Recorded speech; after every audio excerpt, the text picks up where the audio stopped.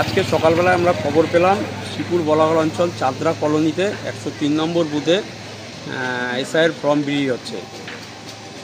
ওইখানকার যিনি বিএলও আছেন ম্যাডাম, সে আর ওইখানকার গ্রাম পঞ্চায়েতের মেম্বার সুপর্ণা প্রামাণিকের স্বামী বিশ্বরূপ প্রামাণিকের নেতৃত্বে এসআইয়ের ফর্ম বিলি হচ্ছে। এই মতো খবর পেয়ে আমার ওইখানকার যে ভারতীয় জনতা পার্টি বিএলও 2 আছে তাকে নিয়ে আমরা ওই ঘটনাস্থলে পৌঁছতে আমরা জিজ্ঞেস করাতে ওইখানকার গ্রাম পঞ্চায়েতের মেম্বারের স্বামী বিশ্বরূপ প্রামাণিক ওইখানকার তৃণমূলের গুন্ডা বাহিনী আমার ওপর ঝাঁপিয়ে পড়ে।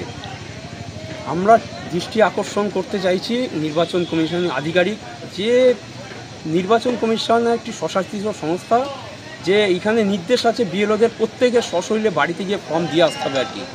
তাই আমরা নির্বাচন কমিশনের দৃষ্টি আকর্ষণ করতে চাইছি, ইয়ারও স্যারকে দৃষ্টি আকর্ষণ করতে চাইছি, যাতে সুষ্ঠুভাবে প্রত্যেক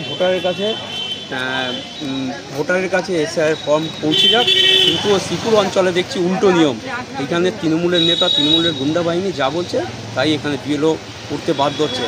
আমরা বিএলও ম্যাডামকে আমাদের দলের থেকে আমরা আহ্বান করছি, আসুন সবাই মিলে আমরা এই এসআইয়ের ফর্ম বাড়ি বাড়ি পৌঁছে দেবো। এতে আমাদের কোনো ভেদাভেদ নেই। আমরা ম্যাডামকে ভয় দ্বিধা